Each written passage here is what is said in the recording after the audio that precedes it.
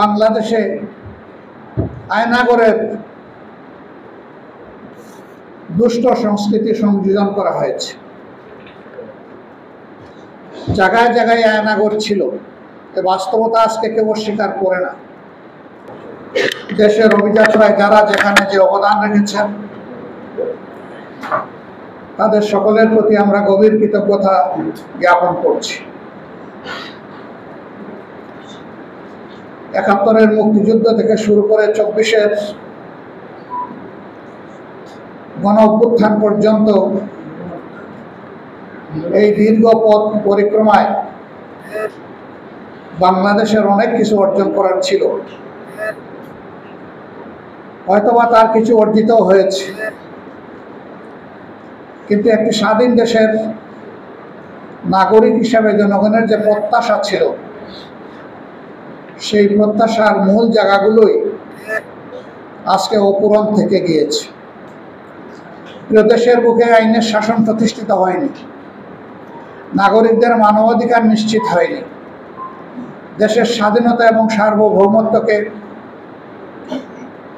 যারা দেশ শাসন করেছেন তারা সেভাবে হেফাজত করতে পারেননি। দফায় দফায় বিরোধী দল এবং মতকে দমন করতে গিয়ে সেখানে মানুষের সমস্ত অধিকারকে লঙ্ঘন করা হয়েছে, দমন করা হয়েছে। অত্যন্ত নির্মম কায়দায় স্বাধীন একটি দেশে ২৪-এ যা ঘটেছে তার সাক্ষী বাংলাদেশের আপামর জনগণ সহ গোটা বিশ্ববাসী। এর আগে যারা ক্ষমতায় ছিলেন তারা টানা ১৫ বৎসর এই দেশকে দুঃশাসন উপহার দিয়েছিলেন। পুরোটা সময় জুড়ে মানুষ দুঃস্বপ্নের মধ্যে বসবাস করেছে।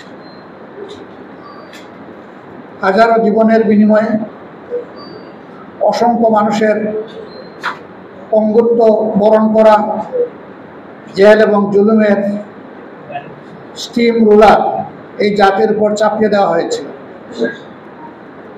জাতির বিচক্ষণ গর্বিত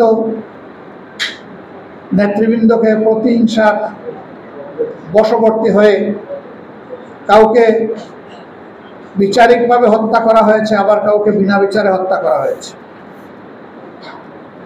গুমের সংস্কৃতিতে নতুন করে বাংলাদেশে আয়নাগরের দুষ্ট সংস্কৃতি সংযোজন করা হয়েছে। জায়গায় জায়গায় আয়নাগর ছিল, এ বাস্তবতা আজকে কেউ স্বীকার করে না।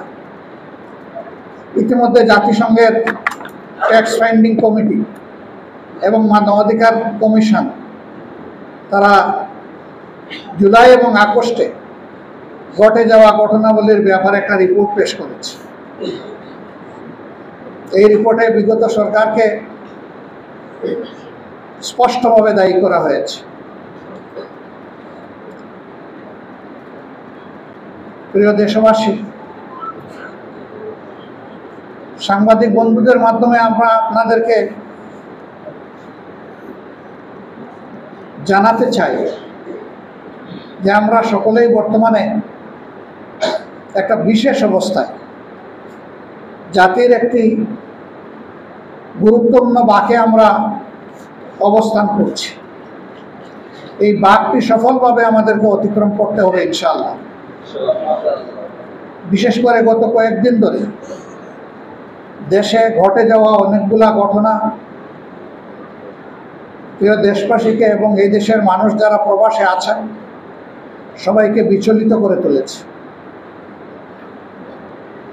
আমরা বিচলিত না হলেও এদিকে সতর্ক দৃষ্টি রাখছি।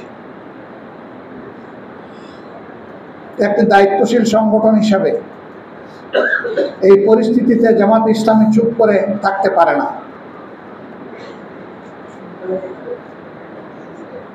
এই জন্য ইতিমধ্যেই আপনারা লক্ষ্য করেছেন বাংলাদেশ জামাত ইসলামী দ্রুততম সময়ের মধ্যে নির্বাহী পরিষদের সভায় মিলিত হয়েছে। আমরা দেশের চলমান পরিস্থিতি নিয়ে বিস্তারিত আলোচনা করেছি। আলোচনার পরে আমরা উপসংহারে উপনীত হয়েছি সংঘাত এবং কাদা ছোড়াছুড়ির মধ্য দিয়ে জাতিকে আর অনিশ্চয়তার দিকে ঠেলে দেওয়া কোনো অবস্থায় সমীচীন হবে না। এই সংস্কৃতির অবসান হওয়া উচিত।